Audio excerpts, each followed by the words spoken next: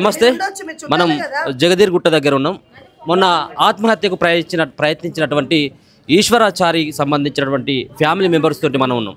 So ఒకసారి కనుక ఆ ఫ్యామిలీని కనుక ఈ దీనమైనటువంటి స్థితిలో చూస్తే నిజంగా ఎవరికైనా కానీ బాధ కలగాల్సిందే. పాపం ఒక పెద్ద దిక్కును కోల్పోయినటువంటి స్థితి కనపడతా ఉన్నది. వీళ్ళందరూ కూడా ఇక్కడ ఉన్నటువంటి వాళ్ళ ఈశ్వరాచారి, మృతి చెందినటువంటి ఈశ్వరాచారికి సంబంధించినటువంటి కుటుంబ సభ్యులు, వాళ్ళ భార్య. నేను మొన్ననే హాస్పిటల్లో సైతం కూడా నేను మాట్లాడించేటువంటి ప్రయత్నం చేసిన.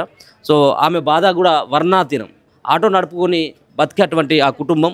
సో వాళ్ళందరూ కూడా ఇక్కడ కనపడతా ఉన్నారు. వాళ్ళ పాప, వాళ్ళ బాబు, ఇద్దరు పాపలు, ఒక బాబు వాళ్ళకి, వాళ్ళ అమ్మ. సో చూసుకోవచ్చు ఈ ఫ్యామిలీకి ఇప్పుడు ఉన్నటువంటి పెద్ద దిక్కుని, చెట్టంతా ఎదిగినటువంటి కొడుకును కోల్పోయింది, అలాగే భర్తను కోల్పోయింది, వాళ్ళ తండ్రిని కోల్పోయినటువంటి ఈ ముగ్గురు పిల్లలు సో అనాథలుగా ఇప్పుడు మిగిలిపోయిన ఒక అమ్మ తప్పించి ఇప్పుడు నాన్న లేడు. చిన్న పిల్లలు, ఎంతో భవిష్యత్తు ఉన్నటువంటి పిల్లలకి సో ఆలన పాలన చూసేటువంటి నాన్న లేకుండా పోవడం జరిగింది. సో ఏదేమైనప్పుడు కూడా ఒక బీసీ నినాదాన్ని ఎత్తుకున్నటువంటి వ్యక్తి, బీసీ వాదాన్ని బలంగా నమ్మేటువంటి వ్యక్తి ఇలా ప్రజల మధ్యలో లేకుండా పోయినటువంటి ఈ పరిస్థితి కనబడతా ఉన్నది. సో ఆ కుటుంబాన్ని ఆదుకోవాల్సినటువంటి బాధ్యత ఒక పక్కన ప్రభుత్వం పైన ఉన్నది, అలాగే బీసీ నాయకులపైన, బీసీ సంఘాలపైన కూడా ఖచ్చితంగా ఉంది. ఎందుకంటే వాళ్ళు ఈరోజు పని చేసుకుంటేనే పూట గడిచేటువంటి కుటుంబం అంతా కూడా. సో చూసుకోవచ్చు ఎంత దీనమైనటువంటి స్థితిలో ఉందో. ఒకసారి వాళ్ళ కుటుంబ సభ్యులతో కూడా మాట్లాడించేటువంటి ప్రయత్నం చేద్దాం. సో మొన్న కూడా మీరు హాస్పిటల్లో కూడా మాట్లాడడం జరిగింది. ఏంటిదమ్మా ఈ స్థితి చూసిన తర్వాత ఏమనిపిస్తూ ఉన్నది? నా బీసీల గురించి ఆయన పోరాటం చేసిండు, చనిపోయిండు అన్న. ఇప్పుడు మాకు న్యాయం జరగాలి, మాకు న్యాయం కావాలన్నా. నా 3 పిల్లలు ఉన్నారు. నా 3 పిల్లలకి ఏదన్నా న్యాయం చేయండి అయ్యా. నేను అదే కావాలని కోరుకుంటున్నాను. ఆయన ఇప్పుడు మొత్తం బీసీ బిడ్డల గురించే చనిపోయిండు. ఆయన మల్లన్న గురించి అనేది కాదు, బీసీ గురించి మల్లన్న మీద ఒక అభిమానంతో మల్లన్న దగ్గరికి వెళ్ళిండు, అంతవరకే. ఆయన ఒక బీసీ బిడ్డల గురించి నన్ను ఊకే అనేవాడన్నా, నువ్వు ముత్రాజు ఆమెవే, నేను హౌస్లైనని. ముత్రాజు హౌస్లా అంటే మనము ఒక బీసీల కిందికి వస్తాము.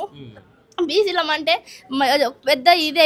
అప్పుడు శ్రీకాంతాచారి ఎట్లా చనిపోయిండో తెలంగాణ ఉద్యమం గురించి, మనకు బీసీల గురించి కూడా నేను ఉద్యమం చేస్తాను అని అన్నాడు. కానీ ఇంత పని చేసి పోతాడు అనుకోలేదు అన్న. నేను మా పిల్లల్ని, మమ్మల్ని ఇంత మోసం చేసి పోతాడని అనుకోలేదు మేము. లవ్ మ్యారేజ్ అమ్మా? లవ్ మ్యారేజ్ అన్న. ఎన్ని సంవత్సరాలు అవుతుంది మీకు పెళ్ళి? 6 సంవత్సరాలు అవుతుంది. 6 సంవత్సరాలు అవుతాయి. సో ఏంటి మరి ఇప్పుడు కుటుంబ పరిస్థితి ఏంటిది? పెద్ద దిక్కునే కోల్పోయింది. ఏంటి మీరంతా కూడా ఏమైనా సొంత ఇల్లా లేకపోతే వస్తున్నారు పోతున్నారు అన్న, చూస్తున్నారు పోతున్నారు. కానీ మాకు ఇప్పటివరకు ఏదన్నా మాకు న్యాయం కావాలని మేము కోరుకుంటున్నాం అన్న. రాత్రి కూడా చూసినాం, ఒక షాము కనబడ్డాడు, ఇంకా ఒకళ్ళిద్దరు కనబడ్డారు. సో నిన్ననేమో హాస్పిటల్ దగ్గరేమో వేలాది మంది వాళ్ళు కనబడ్డారు. రాత్రి అయితే ఒక బాడీ, ఆ బాడీ పక్కన బట్టి ఒకళ్ళిద్దరు మాత్రమే కనబడ్డారు. ఏంటి ఈ స్థితి చూసిన తర్వాత అన్న? ఇంత పెద్ద ఇది చేసి పోతాడని మేము అనుకోలేదన్నా. మాకు అసలు మాట్లాడడానికి మాటలు కూడా మాకు రావట్లేదన్న. ఆయన మంచి పని చేసిండో ఏం పని చేసిండో మాకు తెలియట్లేదు. ఇంత పెద్ద పని చేసి ఇంత పెద్ద పేరు పెట్టిపోయిండన్న మా పిల్లలకి, మాకు. కానీ తీన్మార్ మల్లన్నని కూడా ఇక్కడికి రావాలని కోరుకుంటున్నాను అన్న. ఆయన కూడా ఇక్కడికి వచ్చి మా పిల్లలకి, మాకు న్యాయం చేయాలన్నా. ఆయన ఇక్కడికి రావాలన్నా.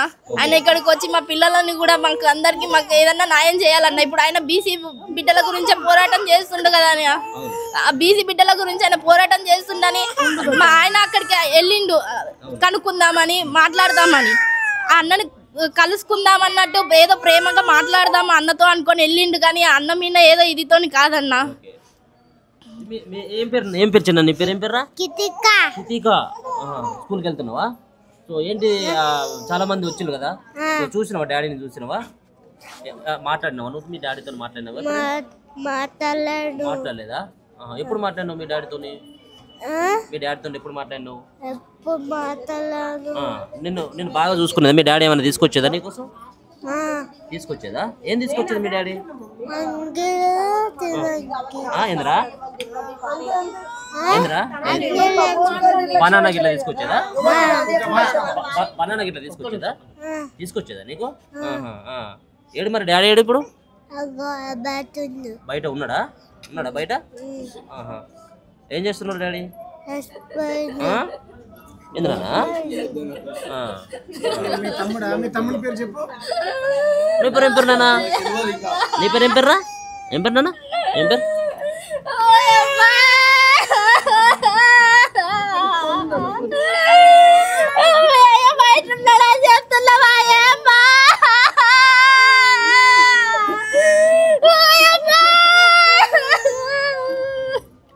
మీరేమైనా చెప్పదలుచుకున్నారమ్మా సో నీ కళ్ళ ముంగటే ఎదిగినటువంటి కొడుకు నా కొడుకు నేను ఎందుకు కోల్పోయినా నా కొడుకు నా పిల్లలు నా కోడలు వాళ్ళను నేను సాధలేను వాళ్ళ గురించి ఆయన పానం తీసుకున్నాను నా పిల్లలకు నా కోడలకు న్యాయం జరగాలి వాళ్ళకి ఇంత ఇల్లు కావాలి పిల్లలకు చదువులు కావాలి ఇంకా ఏదన్నా ఉపయోగం చేసి వాళ్ళు చేయాలని కోరుకుంటారు మళ్ళీ వచ్చి నా పిల్లలకు ఇంత ఏమని చేసి ఆయన బయటకు వచ్చేటట్టు నా దగ్గర ఇడికి వస్తే నా కొడుకుకి ఇంత న్యాయం జరిగినట్టు అవుతుంది అంతే చేశాను మళ్ళీ నేను తప్పకుండా ఇటుకు రావాలే నీ గురించి అయితే ఏం కాదు బీచ్ గురించి దాని గురించి చేసుకున్నా కొడుకు నువ్వు వస్తే నా కొడుకు సాగుకు ఇది ఉంటుంది తండ్రి అని నీళ్ళు నా దగ్గరకు వచ్చేటట్టు చూడుండ్రి మాట్లాడిందమ్మా బీసీల గురించి అని ఇప్పుడు మీ కొడుకు అప్పుడప్పుడు నా దగ్గర ఇడికి వచ్చి కూడా ఊకే అదే గురించి చెప్పేటోడు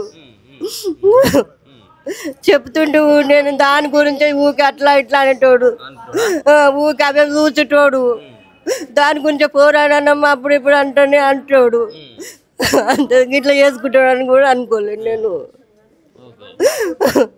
వాళ్ళకి ఇంత న్యాయం జరిగి ఇంత ఇల్లు లేదు కిరాయి ఇంట్లో బతికేటోళ్ళము ఇప్పుడు పెద్ద దిక్కు పోయింది ఇప్పుడు నా చిన్న కొడుకు ఆ పిల్లగాని మీద ఆధారపడలేము ఇప్పుడు మల్లన్న కానీ ఇంకా కొంతమంది వస్తూ ఉంటే హౌస్ అరెస్ట్ చేసిండు ముందుగా ఇక్కడ రాకుండా అరెస్ట్ చేసిండు నేను మా అట్లా దాని గురించి అన్నట్టు అరెస్ట్ చేసేస్తా ఇది లేదు దాని గురించి నా కొడుకు ఏమి ఇది కాలేడు అని చెప్పియాలని బీజేపీ గురించి దాని గురించి నా కొడుకు చనిపోయిండు వాళ్ళకు న్యాయం జరగాలని నా మళ్ళా నీడికి రావాలి ముగ్గురు కూడా సో అనాథగా మిగిలిపోయినటువంటి వాళ్ళ ఒక తల్లి తల్లి ఒక ఉంది ఆమె కూడా పుట్టిన వాళ్ళు ఎవరు లేరు వాళ్ళు ఇప్పుడు దిక్కు లేని వాళ్ళు లేకున్నారు అంతే వాళ్ళకి న్యాయం జరగాలి చూసుకోవచ్చు పాపం చిన్న చిన్న పిల్లలు ఏం పేరు నీ పేరు ఏం పేరు ఏం పేరు నీ పేరు ఏం పేరు ఏం పేరు ఏం పేరు నాన్న ఏం పేరు కృష్ణ దత్తాచార్య నీ పేరు కృష్ణ దత్తాచార్య ఓకే సార్ అక్క మీరేమన్నా మాట్లాడగలరా మాట్లాడతా ఇప్పుడు వచ్చి ఉద్యమకారుడు అని జేజేలు కొడితే సరిపోదు ఇది అందరి బాధ్యత ఎవరికి స్తోమత తగ్గట్టు వాళ్ళు ఎంత ఇస్తారు అన్నది పక్కన పెడితే వాళ్ళ స్తోమత తగ్గట్టు ఇప్పుడు వాళ్ళ కుటుంబం బాగుపడాలి ఎందుకంటే ఇప్పుడు ఆర్థికంగా భర్తను కోల్పోయి వాళ్ళు ఏమి ఉన్నోళ్ళు కాదు కోట్లకు అధిపతులు కాదు కోట్లు సంపాదించిన వాళ్ళు కాదు ఒక సామాన్యులు తినడానికి తిండి లేని ఇప్పుడు రేపు పరిస్థితి ఏందో తెలియదు ఇప్పుడు ఇక్కడ వాళ్ళు వచ్చిండ్రు ఎక్కడోళ్ళు అక్కడ వెళ్ళిపోయి అమర్రాహ అంటే మనిషి ఎట్లా తిరిగి రాడు ప్రభుత్వం కూడా వాళ్ళ భార్యకి ఉద్యోగం కల్పించాలి పిల్లల బాధ్యత తీసుకోవాలి ఇంకోటి ఏంటంటే ఈ రోజు ప్రభుత్వము వాళ్ళని నిజంగా చెప్పాలంటే వాళ్ళ హత్య చేసినట్టే ప్రభుత్వ నిర్లక్ష్యమే ఈ రోజు ఈశ్వరాచార్య మరణం మరి ప్రభుత్వం ఎందుకు బాధ్యత వహించదు వాళ్ళ కుటుంబాన్ని ఆదుకునే ఎందుకు వీళ్ళు తెలంగాణ రాష్ట్రంలో లేరా తెలంగాణ ముఖ్యమంత్రికి బాధ్యత లేదా నేను కోరుకునేది ఒకటి ఇక్కడికి వచ్చే ప్రతి ఒక్క ఉద్యమకారుడికి నేను చెప్పేది ఏంటంటే మీకు తోచినంత మీరు ఆమెకి ఒక అకౌంట్ ఓపెన్ చేసి ఆమెకి ఇవ్వాలి నా తరపున నేను ఒక 5,000 ఇప్పుడు ఆమెకి ఇస్తాను నేను ఇస్తాను సొంతంగా